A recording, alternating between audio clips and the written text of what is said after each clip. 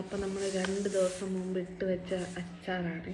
ഇത് 2 ദിവസം കഴിഞ്ഞിട്ട് എടുക്കാം എന്നുള്ള രീതിയിലായിരുന്നു. നമുക്കിപ്പോൾ ഒന്ന് ടേസ്റ്റ് ചെയ്ത് നോക്കാം, എങ്ങനെ ഉണ്ട് നോക്കാം. ഓക്കെ, നമുക്ക് ടേസ്റ്റ് ചെയ്ത് നോക്കാം.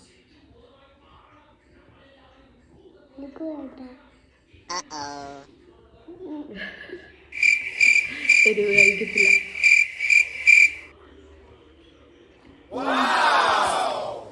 സൂപ്പർ സാധനം, അതുപോലെ മസ്റ്റായാണ്. അപ്പോൾ ഇതൊരു ആന്ധ്ര സ്റ്റൈല് മാങ്ങാച്ചാറാണ്. ഇത് എന്ന് പറയുന്നത് ഞാനൊരു റീൽസിൽ കണ്ടതാണ്. പക്ഷേ എനിക്കിതൊരു നൊസ്റ്റാൾജിക് ഐറ്റമാണ്. ഞാൻ കഴിഞ്ഞ നിന്ന സ്ഥലത്ത്, അതായത് പഞ്ചാബിൽ എൻ്റെ നെയ്ബർ എന്ന് പറയുന്നത് ഒരു ആന്ധ്രക്കാരി ചേച്ചിയായിരുന്നു.